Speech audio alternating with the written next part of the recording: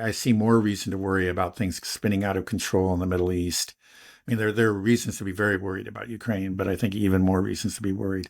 Again, just very recently, I think that the news has come down. Like, I think that there was a report that Netanyahu has actually ordered the invasion of southern Lebanon, and that the Americans had told Israel, "Look," he said, "we got all our our our navy, our fleets here, but they can't stay here forever. So if you're going to do something, do it now." That was something that was leaked. Who knows if it's true, but there is some indication that we could be on the verge of an invasion of Lebanon, and then all hell could break loose there again, because it's just the people in charge in Israel.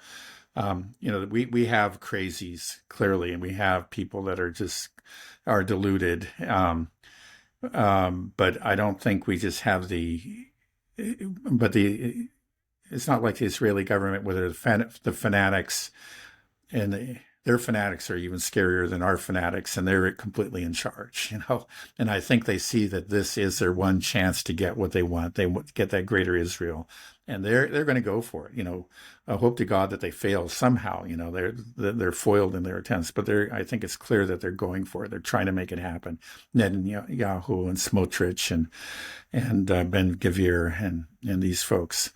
And the thing is, again, like the ones the IDF generals and whatever, okay, maybe they're not as crazy, but hey, they've been carrying out the orders, and let's not pretend they're the good guys. They've been carrying out the orders and actually killing the people, the civilians in Gaza.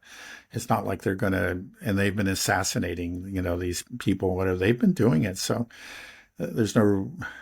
I don't think there's much of a reason to hope that they'll stay the hand of Netanyahu. So Netanyahu has ordered the invasion of southern Lebanon. That's the report that I've seen. And I did hear something about that as well. Right. And I did hear the same thing about I think it was on Judging Freedom. But I also heard the same thing about our Navy out there. It's like, hey, they can only be on alert for so long. They're going to have to go back. We got to, refuel and whatever, do everything, rotate off. And just if you're constantly in this heightened sense of expectation, you're wound taut, the ability to respond starts to crack a bit. Diminishes over time, right? Right, diminishes over time, exactly. Yeah.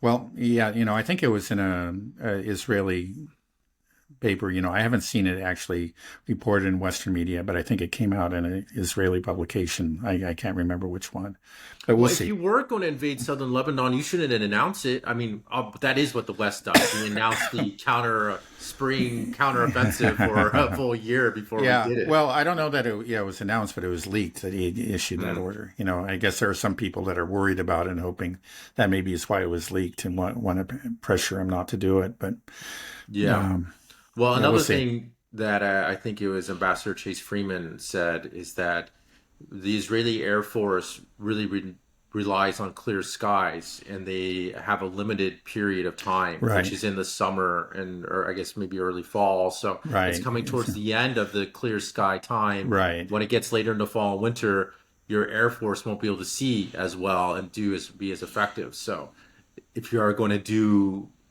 their campaign, this seems like the optimal time to do it. We're still waiting for Iran's retaliation. Everybody's wound up tight. Things are blowing up in Israel. There's protests. You're unpopular, but you got those 58 standing ovations in Congress. The U.S. is there. The U.S. Navy's back there. Yeah. Well, again, he's still, don't forget that, in spite of the protests, Netanyahu has plenty of popular support. I mean, it's you can call him the silent majority, but that's what most Israelis are behind him and what he's doing. Yeah, and the ones that it's that group that they dislike him personally, for domestic political reasons, and they want the hostages home, and they know that they need a ceasefire to do that. And I think it was actually read a very interesting discussion of you could call the split in Israeli society was maybe Ramzi Baroud, somebody like that. But it was basically, I don't want to say echoing, because it reaffirmed what I was saying earlier, that there is a split, but it's more of one of style. I mean, it's just like everybody's in favor of of basically ethnically cleansing the Palestinians.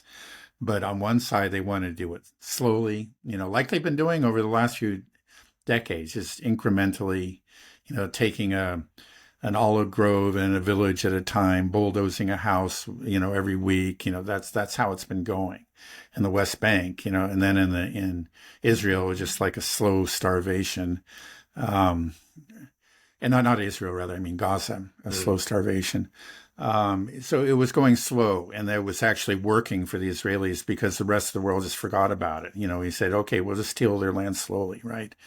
And we can maintain this, this sophisticated face to the Western world, and our Western friends are happy. Every once in a while, maybe some of them will wring their hands, but that's all that it will be. Nothing changes.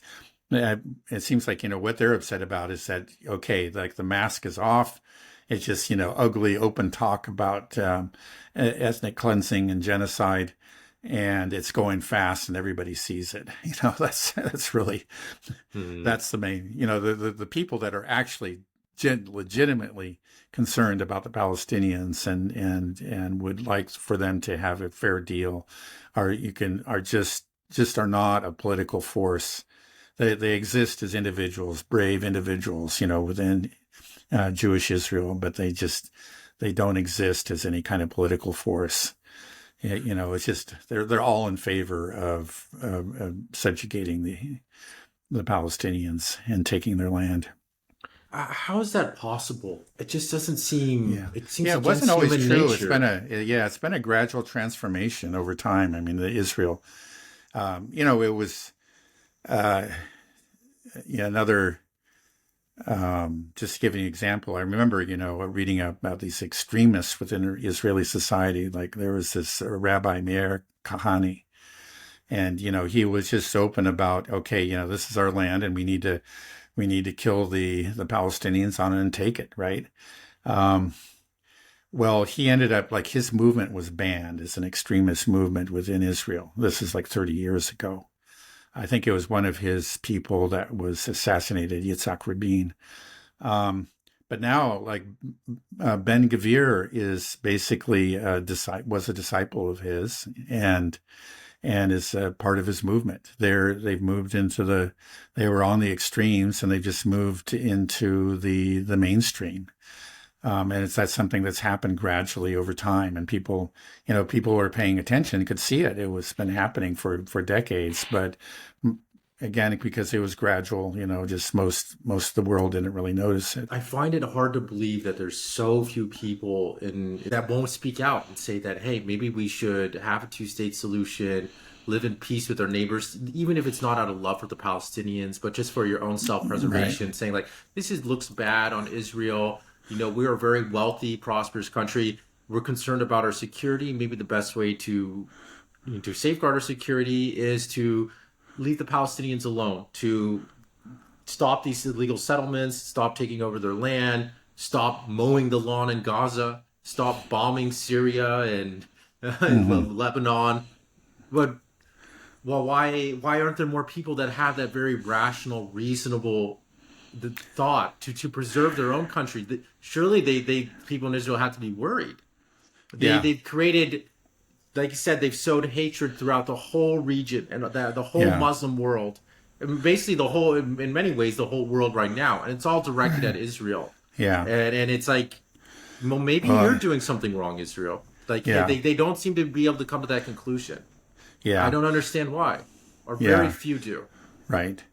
Well, yeah, it's hard to explain. I imagine there's also been a certain amount of self-selection as this trend has gone forward. I think part of it is demographic. You say that it's the parts of the population that are that are just more open and brutal, in their attitudes towards the Palestinians they've grown faster. They've been more fertile.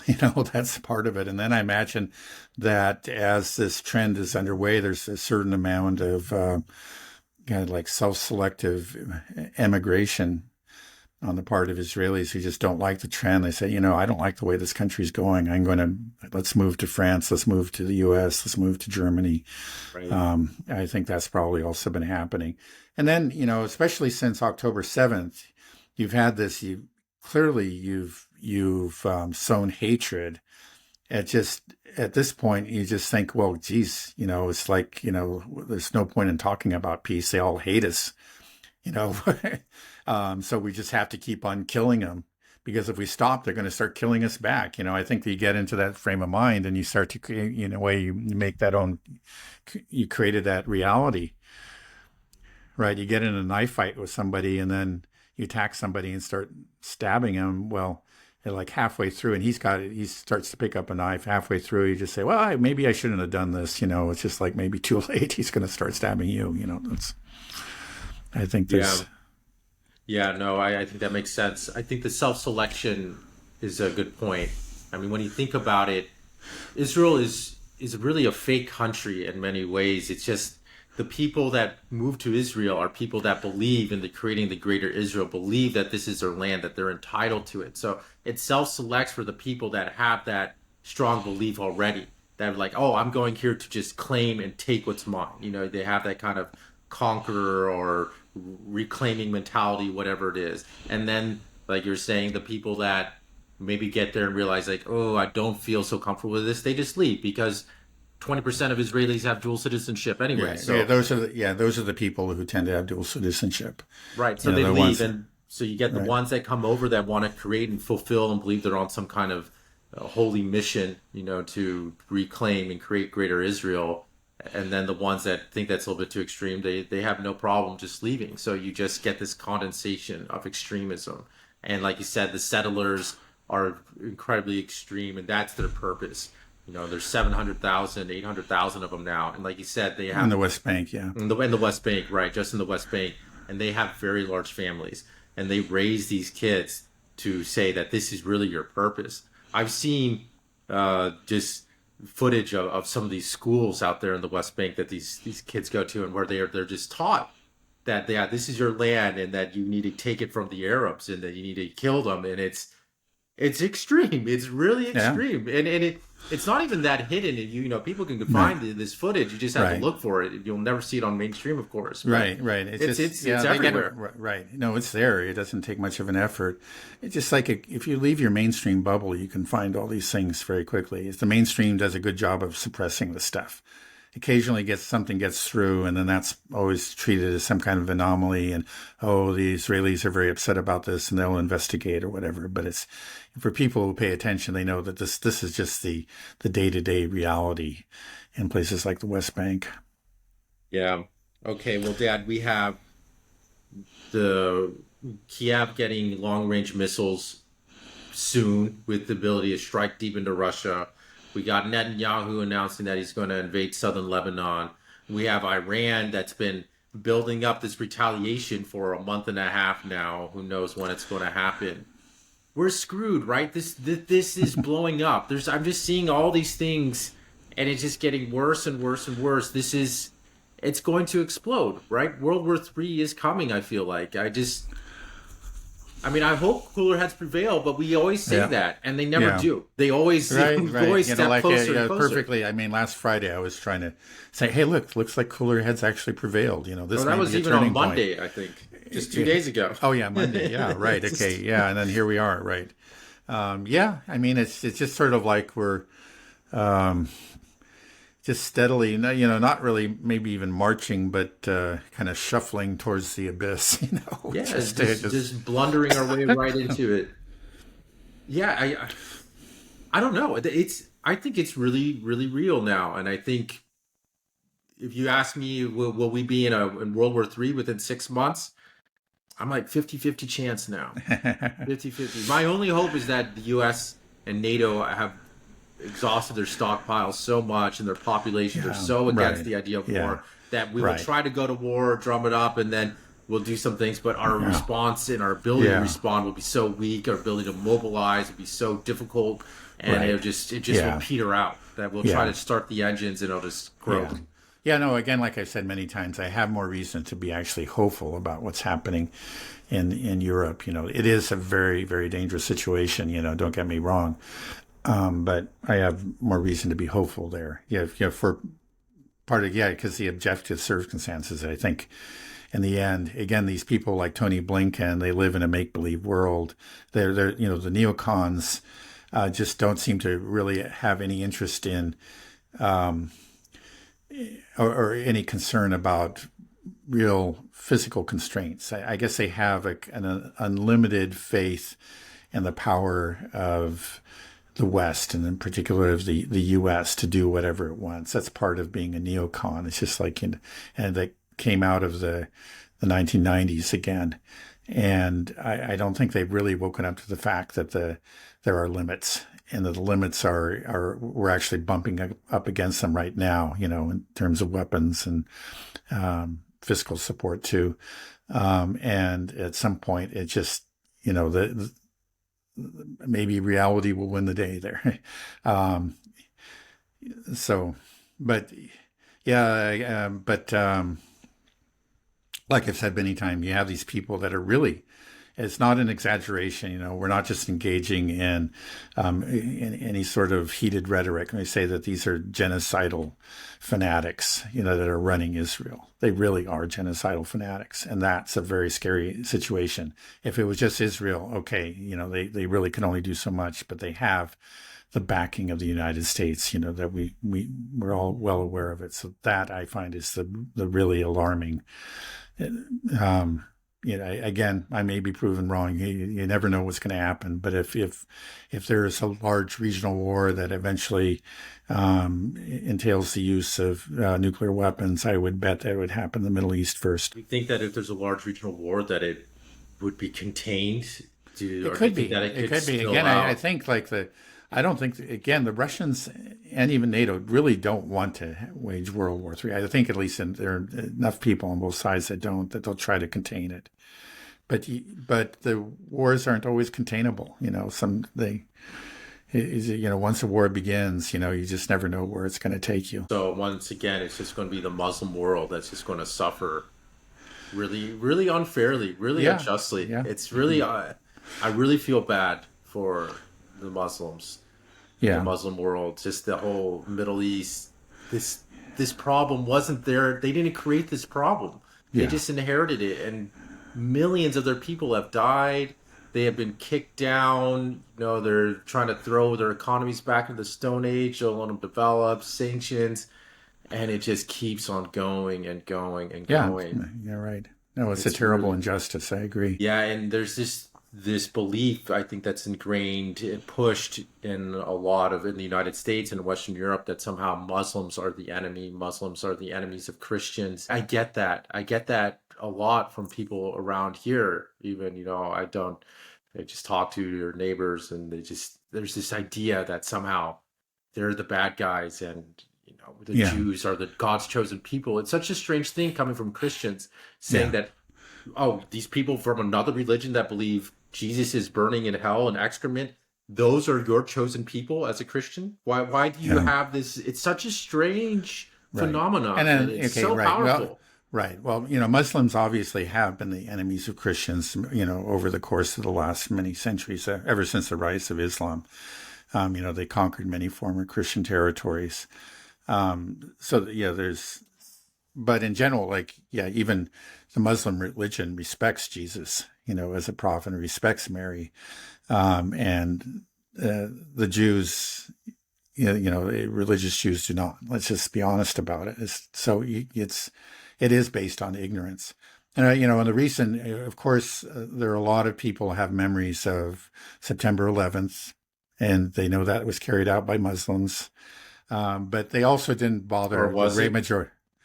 I think it was. Okay. But they also don't bother to look at again, the motivations. It's just this very easy, lazy kind of explanation is provided. They hate us for our freedom, or this kind of, they Mm, hate us because we're Christians or something. It really just isn't true. They hate us, really, if you look at it, it's because of our unconditional support for Israel, and for the continual violence that Israel has inflicted on its Muslim neighbors. Um, that's the reason. People don't become terrorists because they hate our freedoms. They just don't. I mean, they just find, you look into the individual case histories, it always goes back to these terrible injustices that you were just talking about.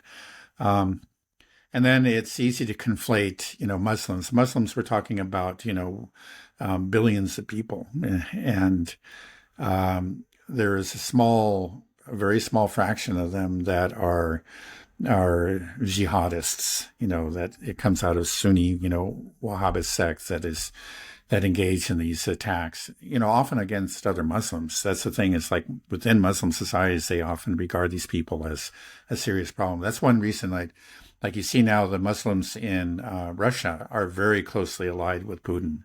And there's some of their most, some of his most avid supporters are Muslims. And if you go back and you try to understand what happened, it was the jihadists, right, that took over places like Chechnya and Dagestan and engaged in all these terrorist attacks. And in the end, the Russians got rid of them. And in fact, the majority of Muslims were happy about that. They were happy to get rid of these people. And I think, you'll find that too throughout much of the Middle East. These people are not representative. The ones that carry out the horrible terrorist attacks in Europe are not representative of Muslims as a whole. But there's a lot of lazy thinking, and there's no effort to stop and make any distinctions between Shiites and Sunnis, between different kinds of Sunnis, between the jihadists and everyone else. That's what leads to that general sort of, feeling or this animus against Muslims in general. Now, people, if you go to Palestine or any of a number of places, you can meet a lot of Muslims, and clearly, many of them are very, warm, friendly people. And there's just no reason for this animus to exist. It comes down to geopolitics and particularly our policies vis-a-vis the Middle East that's empowered certain very small factions within the Muslim world.